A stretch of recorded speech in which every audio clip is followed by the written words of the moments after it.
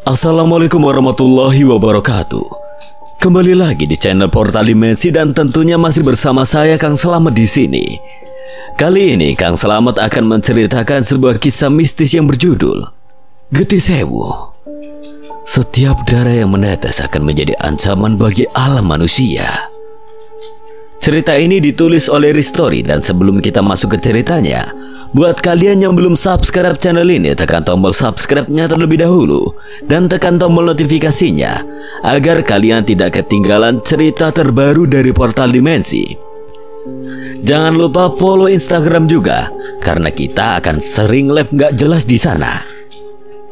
Gak usah berlama-lama lagi, langsung saja kita masuk ceritanya. Getih Sewu. Setiap darah yang menetes akan menjadi ancaman bagi alam manusia.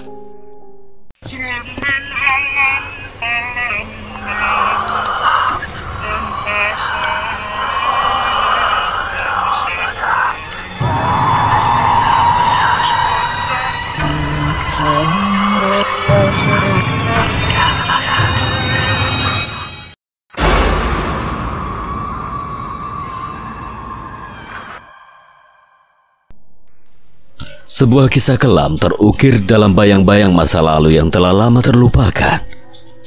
1000 darah menetes di tanah yang penuh kutukan, membawa serta malapetaka yang tidak terelakkan. Setiap tetes darah yang jatuh bukan hanya sekedar lambang pengorbanan, melainkan janji kelam yang terpatri di dasar bumi. Janji yang akan bangkit dari gelap, merenggut nyawa, merusak harapan, dan mengubah setiap sudut dunia menjadi medan bencana yang tidak pernah terbayangkan. Ketika darah terakhir menyatu dengan tanah, gerbang kehancuran pun terbuka, dan dunia memasuki malam panjang yang tanpa akhir. Pada satu pagi yang diselimuti kabut tipis, 6 orang pria melangkah perlahan ke dalam hutan. Mereka adalah penebang liar yang dikirim oleh sebuah perusahaan kayu untuk mengeksploitasi sumber daya alam yang tersembunyi di dalamnya, tanpa memperdulikan keangkeran tempat tersebut maupun hukum yang mereka langgar. Yanto, pria termuda di antara mereka, mengamati sekelilingnya dengan cemas. Suara burung-burung hutan dan hewan liar terdengar samar di kejauhan. Namun ada sesuatu yang membuat suasana pagi itu terasa lebih sunyi daripada biasanya. Mata Yanto menatap ke arah Pak Hendro, pria berusia setengah baya yang memimpin kelompok mereka. Hendro telah bekerja di banyak hutan, namun kali ini wajahnya tampak tegang. Pak Hendro, apa benar ini aman hutan ini berbeda? Yanto, aku pernah mendengar cerita-cerita aneh tentang hutan ini, terutama tentang sebuah rawa yang berada di tempat ini. Katanya di sana ada gerbang menuju dunia lain berada, dunia yang bukan milik manusia. Mendengar itu, Joko, pria dengan tubuh kekar dan sifat keras kepala, tertawa kecil mengejek ucapan Pak Hendro. Pak Hendro, jangan terlalu percaya dengan cerita kuno. Kita di sini untuk bekerja, bukan untuk mendengarkan dongeng-dongeng nenek moyang. Pak Hendro menggeleng, matanya masih serius. Joko memang orangnya sedikit sembrono, tidak pernah percaya dengan cerita-cerita yang beredar di satu tempat. Cerita itu bukan hanya sekedar dongeng, Joko. Dulu ada yang mencoba membuka hutan ini. Mereka tidak pernah kembali. Sebuah rawa yang berada di hutan ini, ada portal gaib yang memisahkan alam manusia dengan alam siluman. Suasana menjadi tegang saat Pak Hendro menceritakan lebih lanjut tentang legenda hutan yang saat ini mereka masuki. Dikatakan bahwa di tepi rawa yang berada di dalam hutan ini terdapat 2 pilar batu yang menandai batas antara alam manusia dan alam siluman. Kabarnya mereka yang mendekat akan diselimuti oleh kabut yang menyesatkan mereka, membawa mereka ke dunia yang penuh kegelapan dan makhluk-makhluk jahat. Salah satu pekerja lainnya, Darto, seorang pria berwajah keras dengan tato di lengannya, menimpali dengan nada meremehkan. Halah, kalau memang begitu berbahaya, kenapa kita di sini? Perusahaan pasti sudah menyelidiki tempat ini terlebih dahulu, kan Pak? Perusahaan hanya peduli pada kayu. Mereka tidak peduli apa yang mungkin kita hadapi di sini. Perusahaan tempat mereka bekerja memang tidak pernah memikirkan para pekerjanya. Mereka hanya peduli pada kayu-kayu yang berhasil mereka bawa. Joko tersenyum sinis, menertawakan perkataan Pak Hendro. Semua ini hanya tahayul. Kita lanjut saja. Nanti malam kita bisa minum-minum di warung dengan uang lebih banyak. Meskipun Pak Hendro merasa tidak nyaman, ia tidak ingin membuat masalah lebih jauh. Ia tahu bahwa pekerjaannya ini penting bagi mereka semua. Ya sudahlah, terserah kalian saja. Saya hanya menceritakan apa yang saya dengar tentang hutan ini saja. Mereka pun terus melangkah lebih dalam ke hutan menuju lokasi yang menurut peta perusahaan akan keberadaan kayu terbaik dari pohon-pohon tua di hutan ini. Perjalanan mereka semakin lama makin sulit. Jalan setapak yang tadinya jelas perlahan menghilang digantikan oleh semak belukar yang semakin rapat. Angin mulai bertiup membawa kabut tipis yang makin lama makin menebal. Kok tiba-tiba hawanya jadi dingin gini ya? Yanto merasakan sesuatu yang dingin dan mengganggu di udara. Matanya menelisik hutan seolah-olah mereka sedang diawasi. Namanya juga di hutan toh. Sudah pasti dingin kayak orang pertama kali masuk hutan aja kamu. Setelah setengah jam berjalan, mereka akhirnya mencapai lokasi tempat yang dituju. Pemandangan yang mereka temui membuat seluruh kelompok terdiam. Sebuah rawa dikelilingi oleh pohon-pohon yang tampak tua dan menyeramkan, dengan akar-akar besar yang menyembul dari tanah. Di ujung rawa, dua pilar batu besar yang tua berdiri dengan kokoh, tampak asing dan tidak pada tempatnya di antara alam liar. Ini dia rawa yang saya ceritakan tadi. Jaga sikap, jangan terlalu dekat. Pak Hendro berusaha memperingati mereka untuk tidak terlalu dekat dengan rawa itu, namun Joko tidak mendengarkan. Ia melihat sekeliling dan tersenyum sinis. Kita datang jauh-jauh hanya untuk melihat ini. Ini cuma rawa biasa, Pak Hendro. Dan lihat, ada banyak pohon besar di sekitar sini. Kita bisa mendapatkan kayu terbaik dan pulang dengan cepat. Tanpa menghiraukan peringatan Pak Hendro, Joko melangkah lebih dekat ke arah pilar batu. Ia mengeluarkan kapaknya dan mulai menebas sebuah pohon yang tumbuh di dekatnya, seolah ingin membuktikan bahwa semua peringatan itu hanyalah omong kosong. Aku akan buktikan kalau tidak apa-apa di tempat ini. Joko, jangan sembrono. Kapak Joko menghantam batang pohon. Suara keras itu bergema di seluruh hutan. Kabut tiba-tiba menggulung dari arah pilar, lebih tebal dan lebih gelap. Kabut itu bergerak dengan cepat, seakan memiliki kesadaran sendiri. Mengelilingi kelompok pekerja dengan kecepatan yang menakutkan, Pak Hendro mundur dengan langkah gemetar. Sementara Yanto mencoba memahami apa yang terjadi. Pak, kabut ini kenapa terasa dingin sekali ya? Yanto merasa bulu kuduknya meremang dan setiap hembusan nafas yang diambil terasa semakin berat. Joko masih berdiri dengan kapak di tangan, namun kali ini wajahnya tampak pucat. Ia baru saja akan melangkah mundur ketika tiba-tiba dari dalam kabut yang pekat sebuah sosok besar mulai terbentuk. Siluet itu setinggi 3 meter dan memancarkan aura intimidasi. Dengan tubuh manusia namun kepala seekor macan kumbang yang besar, matanya menyala, memancarkan kemarahannya tak terucapkan. Siapa kamu? Makhluk rendahan kurang ajar. Berani sekali kau merusak panggonaanku. Makhluk itu melangkah ke depan, semakin jelas terlihat di antara kabut. Semua orang terpaku, tak mampu bergerak atau bersuara. Sosok tersebut mengeluarkan suara rendah, suara yang lebih mirip geraman dari dalam dada yang dalam. Suara yang menggetarkan jiwa, membangkitkan rasa takut yang paling dalam. Makhluk apa itu? Pak Hendro menggeleng, dirinya juga pertama kali melihat sosok seperti itu. Joko menatap makhluk itu dengan nanar, dirinya mengacungkan kapak yang ia genggam ke arah makhluk itu. Akan aku bunuh kau juga mendekat. Makhluk itu tidak memperdulikan ucapan Joko, terus melangkah mendekat ke arahnya. Akan aku pegal kepalamu. Joko berlari, kapak tergenggam erat di tangannya, siap untuk mengayunkan sekuat tenaga ke arah makhluk itu. Belum sempat sampai di hadapan makhluk itu, tiba-tiba sebuah bayangan hitam yang bergerak begitu cepat melesat menyerang Joko. Serangan itu datang begitu cepat, bahkan sebelum para pekerja sempat memahami apa yang terjadi. Sosok mengerikan itu bergerak seperti bayangan dengan kecepatan yang tidak masuk akal. Dalam sekejap, kepala Joko tiba-tiba terjatuh ke tanah, meninggalkan tubuhnya yang masih berdiri tegak. Darah menyembur dari lehernya, mengubah warna tanah di bawahnya menjadi merah. Joko! Apa yang terjadi? Kenapa kepala Joko tiba-tiba terpotong, Pak? Teriakan panik meledak di antara para pekerja. Darto yang sama keras kepalanya dengan Joko mencoba melawan, mengayunkan kapaknya dengan liar ke arah sosok itu.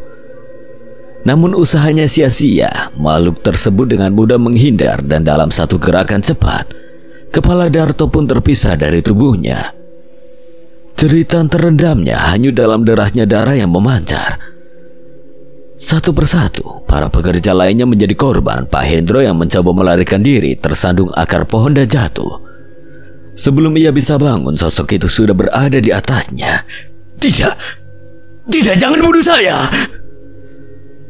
Pak Hendro merengek sembari menadahkan kedua tangannya. Percuma saja. Makhluk itu tidak kenal balas kasihan terhadap manusia. Dirinya ada untuk mengacaukan alam manusia, menghasut, serta menghancurkan orang-orang yang mengganggunya. Makhluk lemah seperti kalian selalu saja merusak hutan.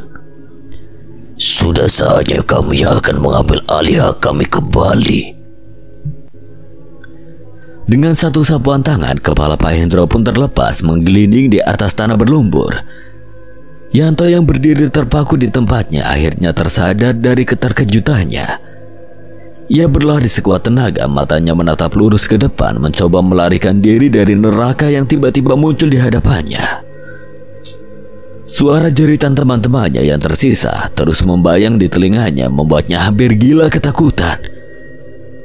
Ia tidak peduli kemana ia berlari, yang penting adalah menjauh dari tempat itu dan dari sosok mengerikan yang telah menghabisi teman-temannya. Di belakangnya suara tubuh-tubuh yang jatuh ke tanah terdengar, diiringi dengan gemericik darah yang mengalir di atas tanah. Setelah beberapa menit yang terasa seperti berjam-jam, Yanto akhirnya berhasil keluar dari hutan. Ia terhuyung-huyung, nafasnya terengah-engah dan wajahnya penuh dengan ketakutan. Yanto menatap ke belakang dengan ngeri, berharap apa yang baru saja dilihatnya hanyalah mimpi buruk. Namun ketika ia melihat ke arah hutan yang baru saja dilalui, kabut di sekitar sudah kembali tenang, seolah tidak pernah terjadi apa-apa. Yanto jatuh terduduk, air mata bercampur keringat mengalir di wajahnya. Aku harus menjauh dari tempat ini. Yanto kembali bangkit, berlari lebih jauh dari hutan yang baru saja menghabisi teman-temannya. Dirinya sampai di sebuah desa. Salah seorang warga yang sepertinya baru saja mencari kayu bakar mendekati Yanto yang histeris. Ada apa, Mas? Kenapa jenengan ketakutan seperti itu? Teman saya. Ada apa, Mas? Kenapa dengan teman kamu? Warga itu mengelus punggung Yanto, menyuruhnya untuk menarik nafas, berusaha untuk menenangkan dirinya. Teman saya semuanya mati, Pak, di hutan sana. Mendengar itu, warga yang menolongnya terkejut. Yanto menunjuk ke arah hutan itu. Walah, Seliwung. Yanto mengangguk, dirinya menceritakan apa yang terjadi pada temannya. Raut wajah yang khawatir mulai tergambar dari warga yang menolongnya itu, seolah dirinya sudah mengetahui betapa mengerikannya alas Seliwung. Seharusnya kalian tidak memasuki hutan itu. Di sana ada sebuah rawa yang bernama Rawa Gede. Warga sekitar tidak ada yang berani memasukinya. Kami tidak bisa membantu jika sudah berhubungan dengan hutan itu. Tapi teman-teman saya, Pak. Warga itu menggeleng, tanda tidak bisa berbuat apa-apa terhadap teman-teman Yanto. Dirinya mengajak ke desa untuk menenangkan diri. Sekarang sampean ikut saya saja ke desa, insya Allah Mas akan aman. Yanto mengangguk, dirinya melirik ke arah alas Seliwung lagi, sebelum akhirnya berjalan masuk ke dalam desa. Di Rawa Gede, tepatnya di dua pilar yang berdiri tegak di tepi rawa, makhluk yang menghabisi teman-teman Yanto berdiri dengan kekuatan yang baru saja ia dapatkan kembali. Di sekelilingnya lautan darah yang pekat menggulung seperti ombak yang haus akan korban. Setiap tetesan darah di tempat itu mengandung jiwa-jiwa yang terperangkap. Teriakannya menggema di setiap sudut. 5 jasad pekerja tanpa kepala ia lempar ke Rawa Gede. Segel pengembara itu memang sangat merepotkan. Dia menatap kejauhan dengan mata merahnya yang menyala. Dengan satu gerakan dirinya mengibaskan tangan ke arah pohon besar. Pohon tersebut seketika terpotong menjadi beberapa bagian. Akan aku balaskan perbuatanmu ini, pengembara sialan. Dirinya terdiam menatap ke arah Rawa Gede. Ia tahu, untuk dapat mengacaukan alam manusia kembali, Ia harus membuka portal yang mengunci pasukannya di Rawa Gede. Namun itu bukanlah tugas yang mudah. Segel yang berada di tempat itu begitu kuat. Dirinya harus membangunkan pasukannya dan menghancurkannya dari luar dan dalam tempat mereka tertahan. Jika dihancurkan hanya dengan satu arahan, segel itu tidak akan bisa tertembus.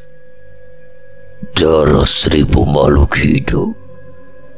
Itu adalah harga yang harus dibayar untuk membuka portal ini. Tetapi di balik senyum sinisnya, ia tahu bahwa waktunya sudah tiba.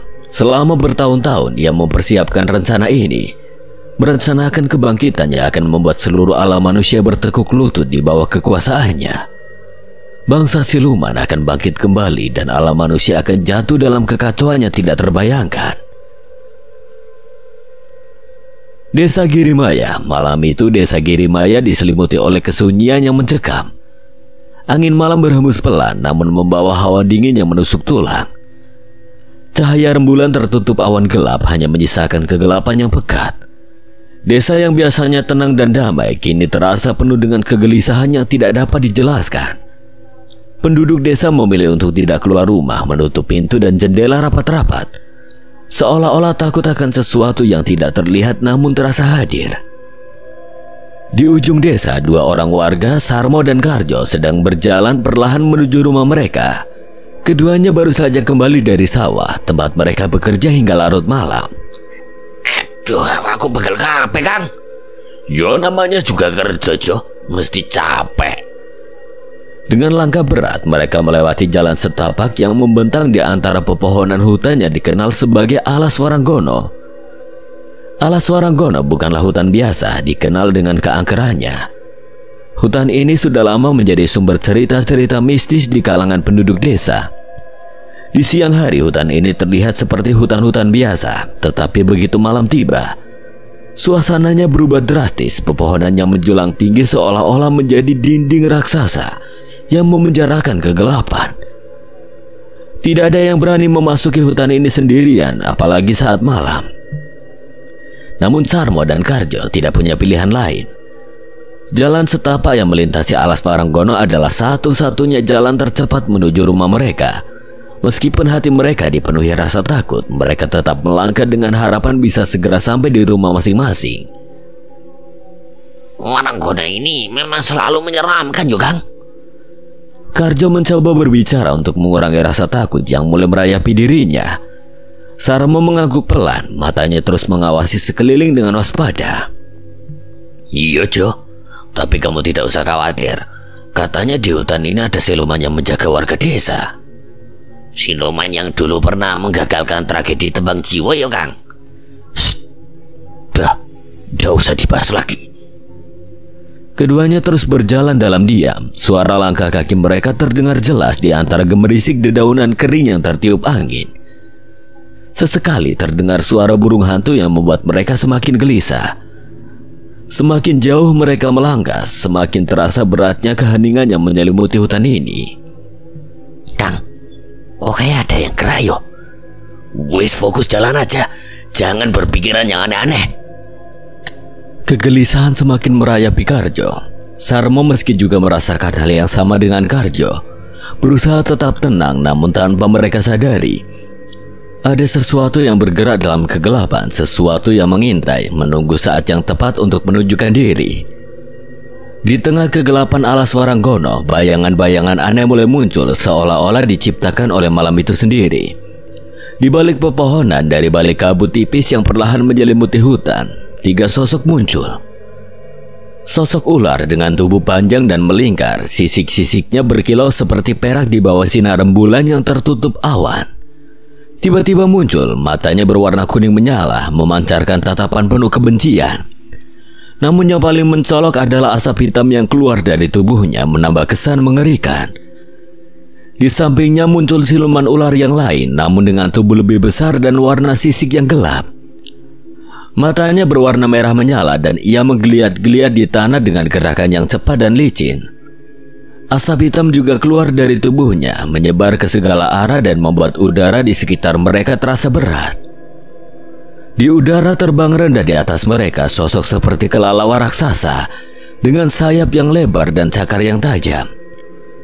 Tubuhnya dipenuhi bulu hitam yang kasar dan matanya yang merah menyala menatap tajam ke arah Sarmo dan Karjo. Dari mulutnya yang dipenuhi taring tajam keluar suara berderik yang menandakan niat buruk. Ketiga siluman itu muncul secara perlahan. Mereka bergerak tanpa suara mengintai dua manusia yang tidak menyadari kehadiran mereka. Asap hitam yang keluar dari tubuh mereka semakin pekat menutupi jejak mereka dan membuat keberadaan mereka hampir tidak terdeteksi. Namun ada sesuatu yang berbeda dengan ketiga siluman ini selain asap hitam yang melingkupi tubuh mereka. Ada semacam aura kejahatan yang terasa lebih kuat daripada biasanya. Seolah-olah mereka baru saja dibangkitkan dari alam yang lebih dalam dan gelap, membawa serta kekuatan yang tidak seharusnya berada di alam manusia. Sarmo dan Karjo terus melangkah, tapi suasana di sekitar mereka semakin menakutkan. Angin malam yang tadinya tenang kini berhembus lebih kencang, membawa bisikan aneh yang membuat bulu kuduk mereka meremang. Aku kok merinding yo, Kang. Emang selalu gini yo kalau lewat hutan ini? Yo, biasanya sih tidak mencekam seperti ini, Jo. Kedua pria itu mulai merasakan ada sesuatu yang tidak beres. Mereka saling bertukar pandang, tetapi tidak ada yang berani mengatakan apapun. Keduanya mempercepat langkah berharap bisa segera meninggalkan hutan yang mencekam ini. Namun tiba-tiba langkah mereka terhenti ketika sosok-sosok itu muncul di hadapan mereka. Dari dalam kegelapan, tiga makhluk mengerikan keluar mengepung mereka dengan gerakan yang licin dan cepat. Makhluk apa itu, Kang? Wah, aku gak tahu, Jo. Apa mungkin mereka silumannya bersemayam di alas Warenggono? Katanya mereka penjaga desa, tapi kenapa sekarang malah ngepung kita? Putar balik, Jo. Kita lewat jalan lain. Akan tetapi baru selangkah berbalik arah, siluman Lowo yang terbang di atas mereka seketika menukik, lalu membentangkan sayap yang lebar jika dilihat dari dekat. Wujud kelelawar raksasa itu begitu mengerikan, tubuhnya seperti kelelawar biasa, namun berkepala manusia dengan taring yang bergerigi. Mata Sarmo melebar saat melihat makhluk itu, mulutnya terbuka tetapi tidak ada suara yang keluar. Ketakutan yang luar biasa membekukan tubuhnya, membuatnya tidak bisa bergerak. Karjo di sampingnya mencoba berteriak tetapi suaranya tertahan di tenggorokan. Tubuhnya bergetar hebat, keringat dingin mengalir di wajahnya. Piye iki, Kang? Aku durung ngrasakno bojo. Aku gak mau mati dulu. Sarmo mencoba memberanikan diri untuk mengusir mereka. Dirinya mengambil batang kayu yang berada tidak jauh dari tempat mereka berdiri, lalu mengayunkan ke arah kelelawar itu. Pergi, jangan ganggu kami. Tanpa mereka sadari, siluman ular pertama merayap mendekat. Sisik-sisiknya berdesir di tanah. Asap hitam yang keluar dari tubuhnya membuat udara di sekitar mereka semakin pekat dan sulit untuk dihirup. Dengan gerakan cepat, siluman itu melilitkan tubuhnya di kaki Karjo, membuat pria itu terjatuh ke tanah. Kang, tolong, Kang! Karjo meronta-ronta, tetapi lilitan siluman itu terlalu kuat. Nafasnya tersengal-sengal, matanya memancarkan ketakutan yang mendalam. Karjo! Sarmo berbalik mengangkat batang kayu yang ia genggam lalu mengayunkannya ke arah siluman ular itu. Namun belum sempat mengenainya, siluman ular yang kedua sudah berada di belakangnya, melingkarkan tubuhnya yang besar di sekeliling pria itu. Masa papa ini? Asap hitam mengepul dari tubuh siluman itu, membuat Sarmo batuk dan kesulitan bernafas. Matanya memerah dan perlahan kekuatan tubuhnya terkuras habis. Siluman Lowo yang terbang di atas mereka menatap kejadian itu dengan mata penuh nafsu membunuh. Dengan sayapnya yang lebar, ia menukik turun siap untuk memberikan serangan terakhir. Cakarnya yang tajam bergerak cepat siap untuk mencabik-cabik kedua manusia malang itu. Kedua pria itu yang tadinya hanya ingin pulang dengan selamat ke rumah mereka, kini terjebak dalam cengkraman makhluk-makhluk gaib yang haus akan darah. Mereka tahu bahwa ini adalah akhir dari perjalanan mereka, tetapi mereka tidak bisa berbuat apa-apa selain merasakan ketakutan yang luar biasa. Di rumah bernuansa Jawa kuno, seorang wanita parubaya sedang duduk di beranda rumahnya yang sederhana. Dia adalah Mbah Rumi, salah satu sesepuh desa Girimaya. Matanya tertutup dan tangannya menggenggam tasbih tua yang terbuat dari kayu. Ia sedang khusyuk berzikir, mencoba mencari ketenangan di tengah keheningan desa Girimaya. Namun tiba-tiba Mbah Rumi berhenti memutar tasbihnya. Matanya terbuka menatap lurus ke arah hutan di ujung desa. Sebagai orang yang bisa merasakan hal gaib, Mbah Rumi merasakan ada getaran energi ganjil yang berasal dari alas Waranggono. Ada apa dengan alas Waranggono? Mengapa aku merasa gelisah? Tanpa pikir panjang, Mbah Rumi segera bangkit dari tempat duduknya. Meskipun usianya sudah tua, ia masih memiliki kekuatan dan keteguhan hati yang luar biasa. Ia tahu bahwa ada sesuatu yang mengancam desa mereka dan ia merasa bertanggung jawab untuk mengeceknya. Dengan mengenakan kain panjangnya, ia berjalan dengan cepat menuju hutan, mengikuti firasat yang kuat di dalam dirinya. Ada apa ini? Mengapa banyak sekali sosok yang kurasakan? Mbah Rumi merasakan kehadiran makhluk-makhluk gaib yang mengintai dari dalam kegelapan. Suasana di sekitar alas Waranggono terasa lebih berat dari biasanya, seperti ada ribuan mata yang memperhatikan setiap langkahnya. Mbah Rumi merapatkan kainnya yang mulai melantunkan ayat-ayat suci untuk melindungi dirinya. Langkahnya berhenti ketika ia mendengar suara rintihan lemah di kejauhan. Suara siapa itu? Ia mengikuti suara itu dan menemukan Sarmo dan Karjo yang tergeletak di tanah. Dikelilingi oleh para siluman, kedua pria itu terlihat sangat lemah, hampir tidak sadarkan diri. Mata mereka dipenuhi ketakutan dan tubuh mereka dipenuhi luka akibat lilitan siluman. Sarmo, Karjo, Mbah Rumi, tolong kami. Melihat situasi itu, Mbah Rumi segera mendekat dan melantunkan doa dengan suara yang lebih kuat. Doanya mengalir seperti aliran air yang deras, menembus kegelapan dan langsung mengenai makhluk-makhluk gaib itu. Asap hitam yang melingkupi tubuh siluman-siluman itu mulai bergetar dan memudar. Para siluman menggeliat kesakitan seolah-olah terkena pukulan yang tidak terlihat. Siluman Lowo mengeluarkan suara berderik yang mengerikan sebelum terbang mundur menghilang ke dalam kegelapan hutan. Kedua siluman ular juga mundur melepaskan lilitan mereka dari tubuh Sarmo dan Karjo. Asap hitam yang keluar dari tubuh mereka semakin menipis hingga akhirnya mereka menghilang ke dalam bayang-bayang malam.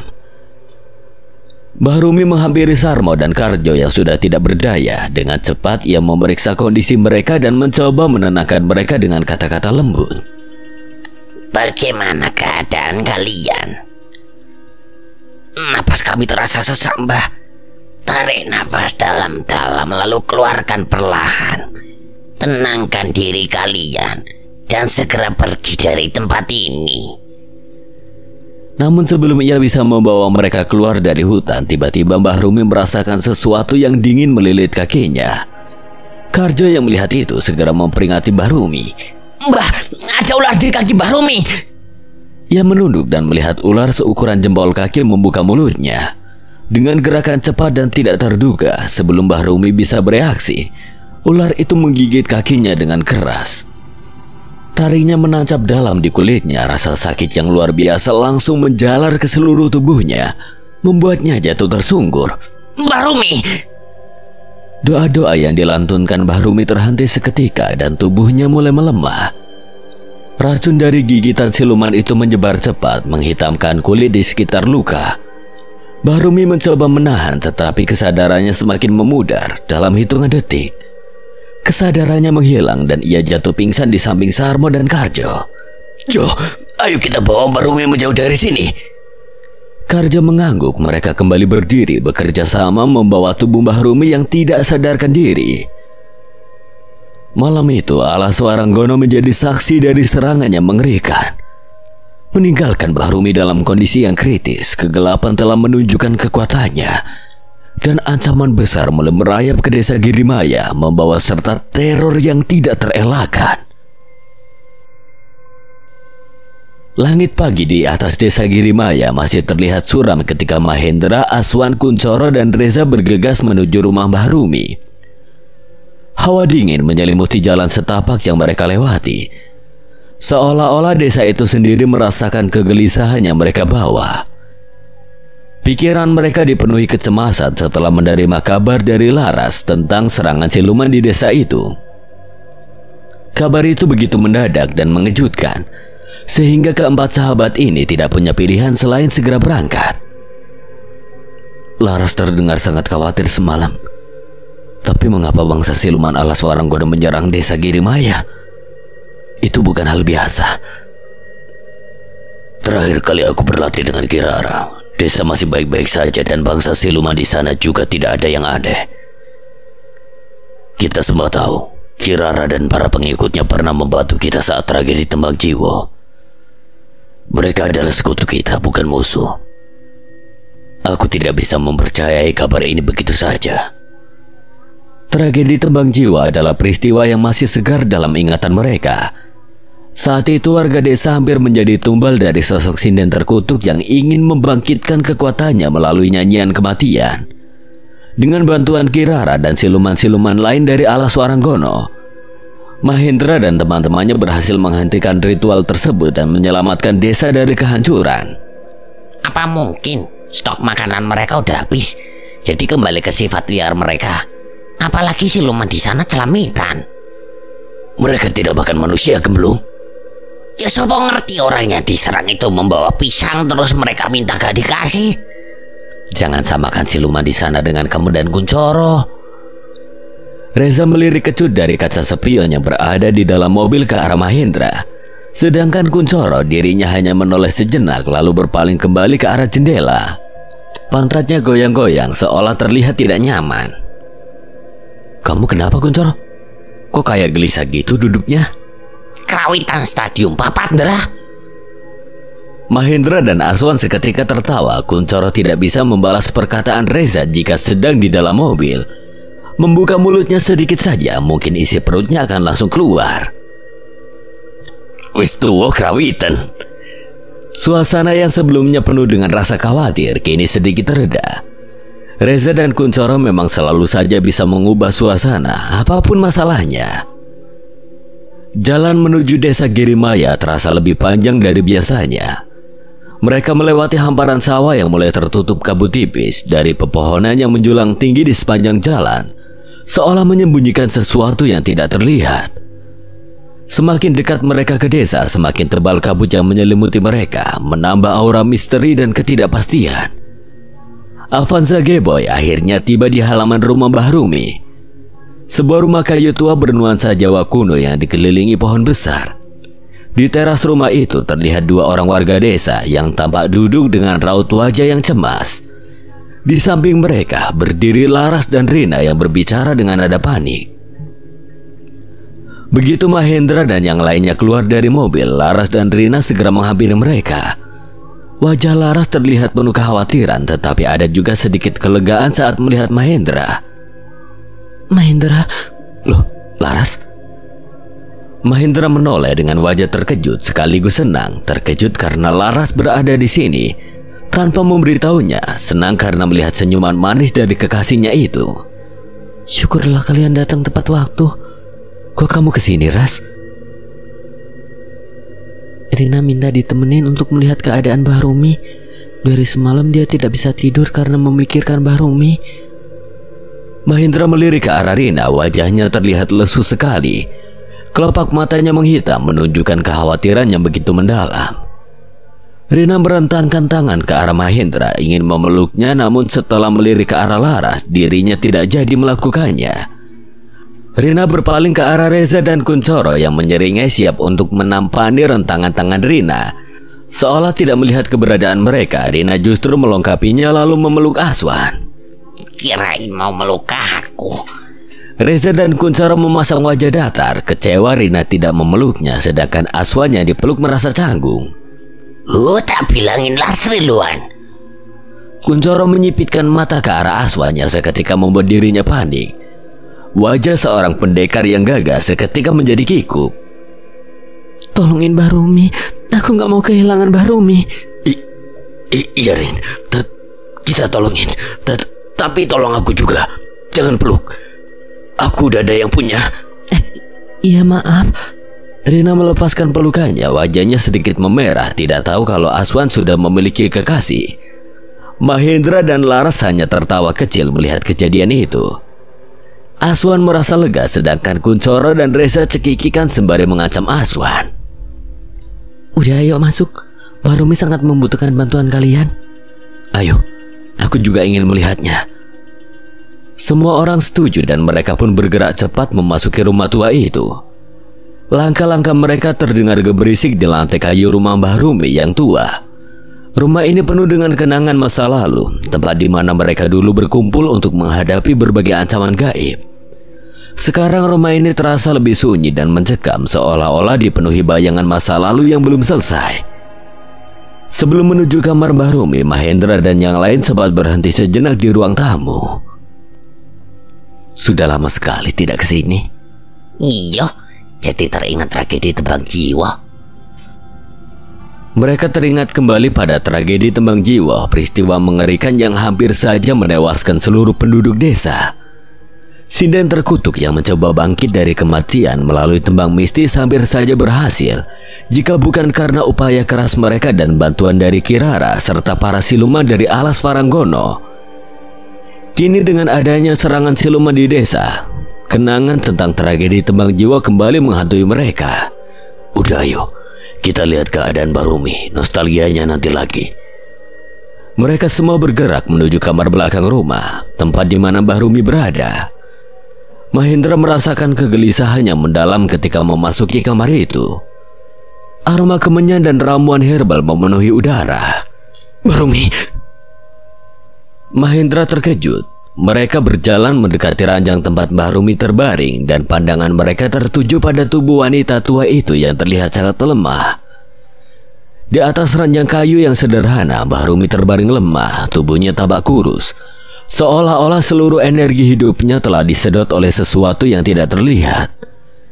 Keringat mengalir deras di dahinya, menandakan betapa besar rasa sakit yang harus ia tanggung. Matanya tertutup rapat, wajahnya pucat pasi dan napasnya terdengar berat. Apa yang terjadi dengannya? Dra, kakinya. Aswan terkejut saat melihat kaki kanan Mbah Rumi yang berubah menjadi hitam pekat. Dari pangkal paha hingga ujung kaki, bekas gigitan ular terlihat jelas di bagian betisnya. Dua lubang kecil namun dalam, dikelilingi oleh kulit yang menghitam dan membengkak. Ini gigitan ular, Dra. Racunnya sudah menyebar, tapi ada yang aneh dari racun ini. Racun yang mengalir dari gigitan itu sudah menyebar ke seluruh bagian kaki Mbah Rumi, meninggalkan jejak kegelapan yang tidak wajar. Mahendra dan Aswanya memiliki kemampuan untuk merasakan energi gaib segera menyadari ada sesuatu yang tidak beres. Energi hitam, Dra. Benar, racun ini diperkuat dengan aliran ilmu hitam. Jika dibiarkan, racunnya akan meluas hingga ke seluruh tubuh Mbah Rumi. Mereka dapat merasakan energi gelap yang menyelimuti tubuh wanita tua itu, terutama di sekitar kakinya yang menghitam. Mahendra merasakan bahwa ini bukan hanya sekedar gigitan ular biasa. Laras dan Rina saling tatap, kekhawatiran semakin tergambar di wajah mereka. Maksudnya racun ilmu hitam apa, Andra? Ini lebih dari sekedar racun biasa. Energi hitam ini seperti campuran antara ilmu hitam dan racun mematikan. Apa siluman di alas Waranggono juga ada pengguna ilmu hitam? Mahendra menggeleng. Aswan yang sangat mengenal bangsa siluman di alas Waranggono menjawab pertanyaan Laras. Ini bukan dari siluman yang biasa menghuni alas Waranggono, Ras. Aku sangat mengenal mereka. Tidak ada satupun dari mereka yang kurasakan memiliki ilmu hitam. Mahendra dan Aswan saling berpandangan dengan penuh pengertian. Ini adalah ancaman yang serius dan mereka harus bertindak cepat. Mahendra menatap wajah Mbah Rumi yang tampak semakin menderita. Keringat mengalir deras di dahinya dan kulit di sekitar gigitan ular tampak semakin menghitam. Bahkan racunnya mengalir melalui darahnya seolah-olah sedang menyebarkan energi jahat yang tidak hanya merusak tubuh, tetapi juga merusak jiwanya. Rina, sebenarnya apa yang terjadi pada Mbah Rumi sampai kondisinya seperti ini? Menurut Sarmo dan Karjo yang tadi berbincang dengan kami di teras, Mbah Rumi menemukan mereka saat siluman ular dan lawa menyerang. Siluman lawa? Kenapa, Wan? Di alas Waranggono tidak ada siluman lawa, Andra. Lalu apa yang terjadi setelahnya, Rin?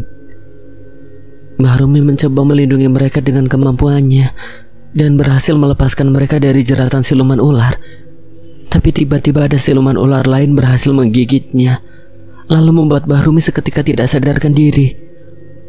Mahendra mendengarkan dengan seksama, mencoba mencerna setiap informasi yang diberikan. Dari penjelasan Rina serta dari apa yang dirasakannya sendiri, ia tahu bahwa ini ada hubungannya dari kekuatan yang lebih besar dan lebih jahat dari yang mereka duga. Tolong bantu Mbah Rumi, Indra. Aku gak mau kehilangan Mbah Rumi. Laras merangkul Rina, berusaha meredakan tangisan dan rasa khawatirnya terhadap Mbah Rumi. Rina, mereka pasti akan membantumu kok. Kita bantu mereka dengan doa ya.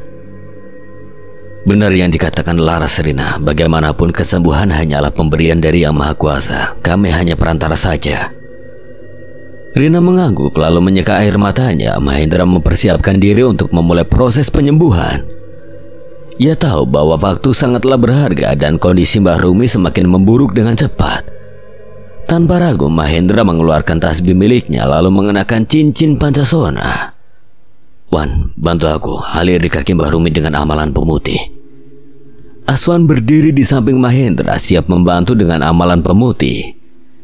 Ia mengambil nafas dalam-dalam dan mulai melantunkan ayat-ayat suci, sementara Mahendra mulai membacakan amalan-amalan yang mampu menetralisir energi hitam, serta amalan untuk mengaktifkan cahaya hijau dari cincin Pancasona.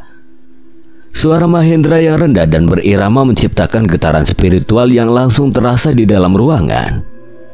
Cincin Pancasona di jari Mahendra mulai bersinar lembut, memancarkan cahaya hijau yang hangat. Sementara tasbih di tangannya bergetar halus seolah merespon energi yang Mahendra keluarkan. Mahendra menempatkan telapak tangannya di atas kaki Mbah Rumi yang menghitam. Perlahan sinar dari cincin Pancasona dan tasbih mulai menyelimuti kaki tersebut, membentuk semacam perisai energi yang mencegah racun menyebar lebih jauh. Sementara itu, Aswan terus melantunkan amalan pemutih, memperkuat energi positif yang sedang disalurkan ke tubuh Mbah Rumi. Dalam hitungan detik, energi hitam yang semula menyelimuti kaki Mbah Rumi mulai bergetar dan meredup. Racun yang tadinya menyebar dengan cepat kini tampak tertahan, seolah-olah ditahan oleh kekuatan yang jauh lebih besar. Perlahan-lahan warna hitam di kaki Mbah Rumi mulai memudar, kembali menjadi warna kulit asli yang sedikit pucat namun jauh lebih sehat dibandingkan dengan sebelumnya. Kulit yang tadinya membengkak juga mulai mengecil, meninggalkan bekas gigitan ular yang terlihat jelas namun tidak lagi mematikan. Keringat dingin yang tadi mengucur deras dari tubuh Mbah Rumi mulai berkurang, dan nafasnya yang berat perlahan-lahan kembali normal. Mahendra tetap fokus memastikan bahwa tidak ada sisa racun atau energi jahat yang tertinggal di tubuh Mbah Rumi. Setelah beberapa saat, Mahendra melepaskan tangannya dari kaki Mbah Rumi. Cahaya dari cincin Pancasona dan tasbih mulai meredup. Kembali ke kondisi semula, Mahendra menarik napas panjang. Sedikit kelelahan tapi puas dengan hasilnya. Racun dan energi hitamnya udah lenyap. Tapi bekas gigitan ini nantinya nggak akan membuat Mbah Rumi sakit lagi kan, Dra? Kaki Mbah Rumi akan pulih, meskipun bekas gigitan itu mungkin akan tetap ada sebagai pengingat. Sekarang yang perlu kita lakukan adalah memastikan dia mendapatkan istirahat yang cukup. Rina dan Laras terlihat sangat lega mendengar kabar itu. Air mata kebahagiaan mengalir dari mata mereka. Alhamdulillah. Mereka segera mendekati Mbah Rumi yang kini terlihat lebih tenang meskipun masih lemah.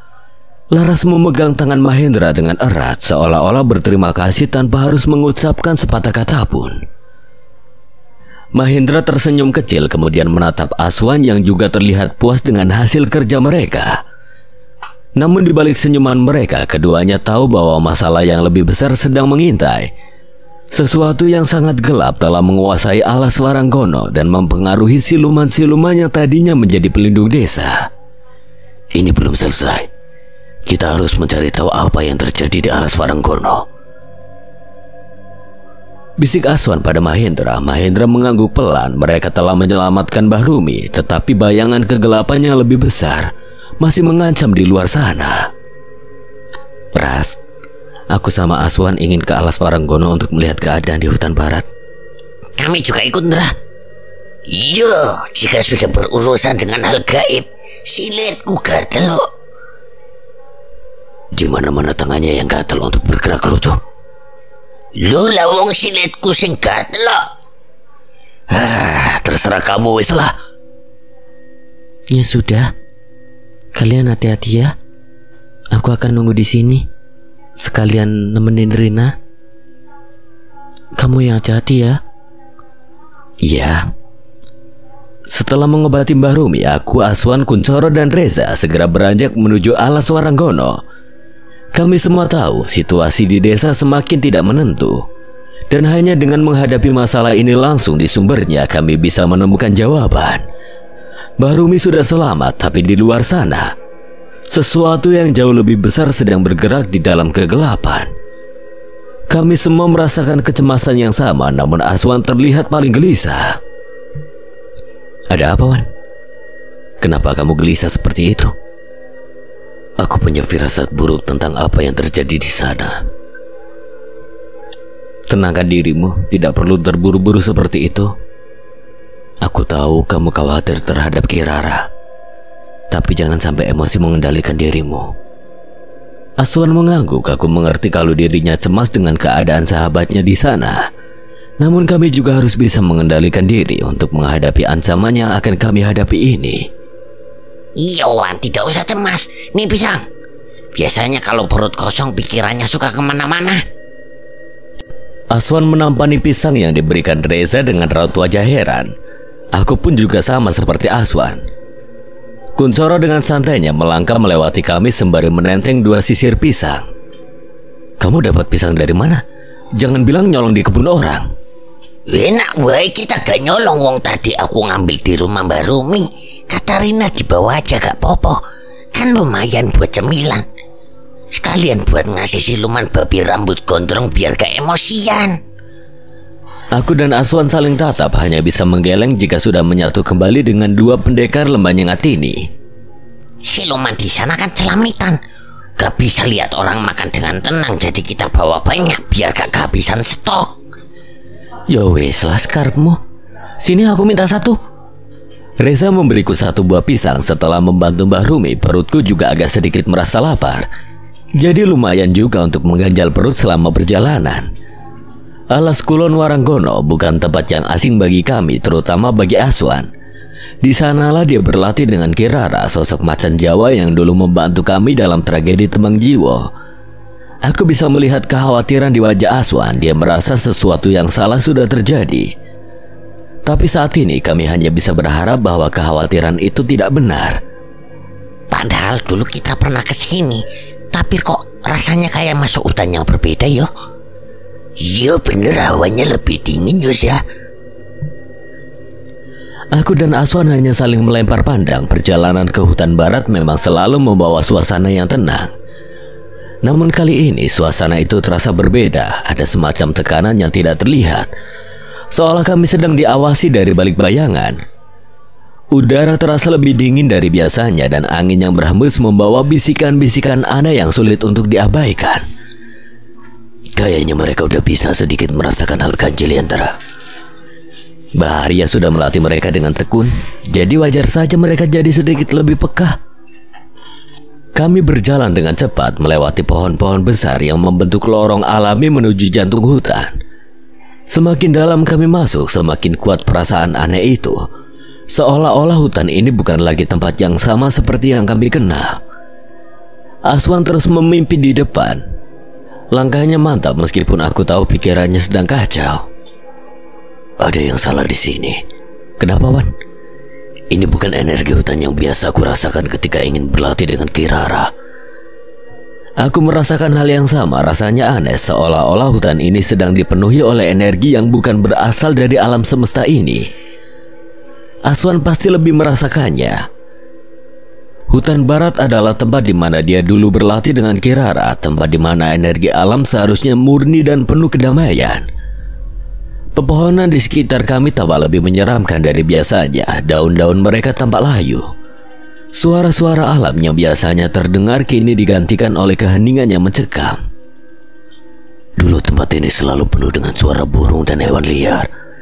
Sekarang tidak ada apa-apa. Mungkin mereka hibernasi, Wan. Hibernasi ki apa sih? Sego karo lauk apa lho? Lauk batukmu, mentang-mentang ada nasinya malah dianggap makanan. Hibernasi itu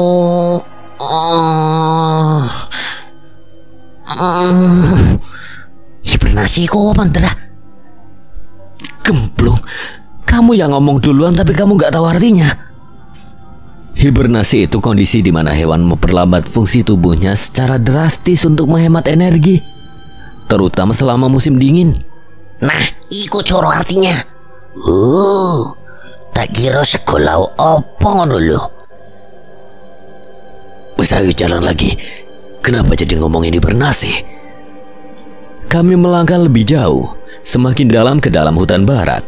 Setiap langkah terasa semakin berat, seolah-olah kami sedang berjalan menembus kabut tebal yang penuh dengan niat jahat. Aku bisa merasakan Kuncoro dan Reza juga mulai merasakan hal yang sama, tetapi mereka tetap tenang, berusaha untuk tidak menunjukkan ketakutan mereka. Saat kami mendekati gerbang hutan barat, pemandangan di depan kami membuat kami semua terdiam. Dua pohon besar yang biasanya menjadi batas hutan telah tumbang, patah seperti tongkat kayu rapuh. Aku merasakan getaran di tubuhku, tanda jelas bahwa sesuatu yang buruk telah terjadi di sini. Ini tidak mungkin terjadi begitu saja. Pohon-pohon ini seharusnya tidak bisa roboh dengan mudah. Aku melangkah lebih dekat ke pohon-pohon yang tumbang itu, menyentuh kulit kayu yang kasar dan hangus. Ini bekas pertarungan. Ada sesuatu yang menyerang mereka. Jawoto! Aswan mencoba memanggil Jawoto, kera hitam besar yang seharusnya berjaga di gerbang hutan. Jawoto, kami bawa pisang untuk kamu. Keluarlah. Nek ora metu tak entekno ki gedange. Tidak ada respon atau pergerakan keberadaan Jawoto di sini. Aku juga tidak merasakan energinya. Jawoto seharusnya ada di sini. Dia tidak pernah meninggalkan tempatnya. Kita cek ke gua, Wan. Kami melangkah lebih jauh ke dalam hutan, mengikuti jalan setapak yang kini sudah hancur. Bekas-bekas pertempuran terlihat di mana-mana, dahan-dahan pohon yang patah, tanah yang tergores dalam, dan aura kelam yang melingkupi setiap sudut. Hatiku makin berat dengan setiap langkah yang kuambil. Ini bukan sekedar pertarungan biasa, sesuatu yang sangat kuat telah menyerang tempat ini. Siapa yang berani menyerang ke sini? Kami akhirnya tiba di sebuah area terbuka di hutan, tempat di mana jalan menuju gua Kirara biasanya berada. Namun kali ini pemandangannya sangat berbeda. Residu energi hitam di sini terasa begitu pekat. Sosok yang menyerang sepertinya bukan sosok sembarangan. Residu energi hitam terasa kuat di udara, membuat bulu kuduku berdiri. Ini adalah tanda-tanda jelas dari ilmu hitam yang kuat, sesuatu yang bahkan aku belum pernah rasakan sebelumnya. Kami terus berjalan mendekati gua dengan hati-hati. Jalan setapak menuju gua ini berantakan, penuh dengan bekas pertempuran yang jelas terjadi belum lama. Kenapa Kirara tidak meminta bantuan pada kita kalau dirinya diserang? Aku bisa merasakan kecemasan yang semakin besar dalam diri Aswan. Tapi mungkin ada maksud tersendiri mengapa Kirara tidak bisa meminta bantuan pada kami. Ketika kami tiba di depan gua, suasana semakin mencekam. Aswan tiba-tiba berhenti, tubuhnya tegang. Ada apa, Wan? Aku merasakan sesuatu. Apa yang kamu rasakan? Asoka, dia marah. Dia sangat marah. Ini bukan perasaan yang biasa kurasakan darinya. Getaran amarah dari Asoka membuat suasana semakin tegang. Aku tahu Aswan memiliki ikatan yang sangat kuat dengan Asoka, dan jika dia merasakan amarah yang sedemikian besar, itu berarti sesuatu yang sangat buruk telah terjadi. Ayo kita cek ke dalam gua. Kami memutuskan untuk masuk ke dalam gua meskipun rasa takut mulai merayapi hati kami. Suasana di dalam gua sangat gelap, bahkan lebih gelap dari biasanya. Kami menggunakan gawai masing-masing sebagai penerangan. Hanya Kuncoro saja yang tidak memiliki senter di gawainya. Dirinya bergantung pada gawai milik Reza. Kok langkahku rasanya kayak berat yo. Iya, aku juga kayak jalan melawan arus. Aku hanya melirik ke arah mereka. Energi alam di gua ini memang begitu besar. Dulu mereka aku larang untuk ikut masuk ke dalam gua. Namun kali ini sengaja aku tidak melarangnya agar mereka bisa sekaligus berlatih untuk menahan tekanan energi yang mungkin saja bisa membuat mereka sulit untuk bergerak. Aku melihat mereka sudah sedikit berkembang karena berlatih dengan Baharia. Jadi aku rasa tidak perlu khawatir lagi dengan mereka. Tiba-tiba terdengar suara geraman keras dari dalam gua, disusul dengan langkah kaki berat yang bergema. Aku segera menyiapkan diriku, siap menghadapi apapun yang ada di dalam sana. Tapi ketika sosok itu muncul, kami semua terdiam. Jawoto. Itu adalah Jawoto, kera hitam besar yang biasanya menjaga gerbang hutan. Namun kali ini dia terlihat sangat berbeda. Matanya memancarkan cahaya merah yang penuh amarah, dan tubuhnya tampak terluka di beberapa tempat. Dan yang paling mencolok adalah ekspresi wajahnya yang penuh dengan rasa duka dan kelelahan. Aswan segera melangkah maju menghampirinya. Jawoto, apa yang terjadi? Di mana Kirara? Jawoto mengeram pelan, lalu menuju ke arah dalam gua. Dia tidak perlu bicara. Ekspresinya sudah cukup untuk memberitahu kami bahwa sesuatu yang buruk telah menimpa Kirara. Tanpa berpikir panjang, kami berlari menuju ke dalam gua, mengikuti langkah Jawoto yang berdebam. Sesampainya di dalam gua, pemandangan yang menyambut kami membuat jantungku hampir berhenti. Aswan terbelalak menatap ke arahnya. Kirara! Kirara yang selama ini menjadi pelindung hutan dan sekutu kami terbaring lemah di atas sebuah batu besar di tengah ruangan. Tubuhnya yang biasanya gagah dan penuh energi kini tampak lemah dan hampir tidak bernyawa. Ini sama seperti luka yang diterima Mbah Rumi, tapi lebih kuat dari sebelumnya.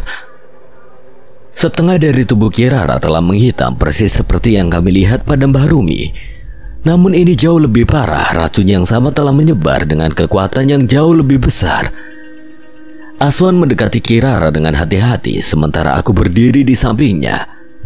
Kirara membuka matanya perlahan menatap kami dengan pandangan yang penuh penderitaan. Mata itu yang dulu memancarkan kekuatan dan keteguhan kini dipenuhi dengan rasa sakit yang mendalam. Aku tidak bisa menahan mereka. Mereka terlalu kuat. Aku bisa merasakan air mata Aswan hampir tumpah. Dia dan Kirara memiliki ikatan yang sangat kuat, dan melihat Kirara dalam kondisi seperti ini jelas membuatnya hancur. Kami di sini untukmu, Kirara. Siapa yang berani melakukan ini padamu, akan aku balaskan perbuatan mereka. Mereka sudah bergerak untuk memulai ritual. Siapa Kirara? Katakan padaku. Aku akan habisi dia. Aswan memukul bongkahan batu hingga hancur berkeping-keping. Nafasnya memburu, tanda amarah yang semakin membuncah. Satu mata Aswan berubah menjadi mata harimau. Aku menghampirinya lalu menepuk bahunya. Tenangkan dirimu, Tabindra. Aku tahu apa yang kamu rasakan. Aku pun merasakan hal yang sama. Tapi untuk saat ini lebih baik kita fokus menyembuhkan Kirara lebih dulu. Kendalikan amarahmu. Aku juga merasakan amarah di sekujur tubuhku melihat Kirara sampai seperti ini. Tetapi aku tahu bahwa kami harus fokus pada hal yang ada di depan mata kami. Kirara sedang sekarat dan kami harus melakukan sesuatu. Kita harus mengobati racunnya seperti yang kita lakukan pada Mbah Rumi. Aku akan mencoba mengaliri energi Asoka pada Kirara untuk melawan energi hitam yang berada di tubuhnya. Aku yang akan menghilangkan racun di tubuhnya. Dampak yang diterima Kirara benar-benar besar. Kami tidak bisa menetralisirnya dengan mudah, seperti apa yang kami lakukan pada Mbah Rumi. Butuh kekuatannya lebih besar untuk melawan energi hitam di tubuh Kirara. Aku akan mulai, Indra. Dia mulai mempersiapkan kalung Basopatinya, mencoba untuk menyalurkan energi Asoka ke dalam tubuh Kirara. Aswan berlutut di samping tubuh Kirara yang terbaring lemah. Aku bisa melihat kegelisahan di matanya. Asoka, bantulah aku. Aswan meraih kalung Pasopati yang tergantung di lehernya. Kalung itu mulai bersinar lembut, menandakan bahwa Asoka macan putih yang bersemayam di dalamnya merespon panggilan Aswan. Energi putih keperakan mulai mengalir dari kalung menyelimuti tubuh Kirara dengan cahaya yang hangat dan menenangkan. Racun dan energi hitam yang menyelimuti tubuh Kirara terlalu kuat untuk dilawan dengan satu jenis energi saja. Aku menempatkan tanganku di punggung Aswan menyalurkan energi hijau dari cincin pancasona milikku. Cahaya hijau dan putih menyatu menciptakan pancaran energi yang mulai melawan kegelapan di tubuh Kirara. Bertahanlah Kirara. Aku bisa merasakan betapa beratnya energi yang harus kami keluarkan. Setiap detik terasa seperti berjam-jam. Cahaya yang mengelilingi tubuhnya semakin kuat dan perlahan-lahan aku bisa melihat perubahan terjadi. Warna hitam di tubuhnya mulai memudar, digantikan oleh warna tubuh aslinya. Kirara mulai menggerakkan tubuhnya sedikit, tanda bahwa dia mulai pulih. Namun aku tahu ini belum selesai. Racun dan energi hitam yang kuat ini mungkin sudah mereda, tetapi dia masih membutuhkan waktu untuk pulih sepenuhnya. Setelah beberapa menit, cahaya dari kalung Pasopati dan cincin pancasona mulai meredup. Kirara menghela nafas panjang meskipun masih terlihat lemah. Dia sekarang bisa duduk dengan bersandar pada dinding goa. Alhamdulillah. Aswan dan aku jatuh terduduk di sampingnya. Kelelahan luar biasa mulai meresap ke dalam tubuh kami. Reza dan Kuncoro dengan cepat menghampiri kami, memberikan botol air dan satu buah pisang yang mereka bawa. Ini kalian minum dulu sama makan gedang lagi. Makasih, Zah. Aku meneguknya dengan cepat, merasakan dinginnya air meredakan tenggorokanku yang kering. Aswan menatap Kirara yang bersandar sambil meminum airnya. Matanya menunjukkan rasa lega, meskipun kelelahan terlihat jelas di wajahnya. Terima kasih banyak atas bantuannya. Kirara menatap kami dengan pandangan lemah. Aku tahu dia akan memberitahu kami semuanya, dan apapun yang akan dia katakan, kami harus siap menghadapinya. Aswan duduk bersila di depan Kirara. Kirara, apa yang sebenarnya terjadi di sini?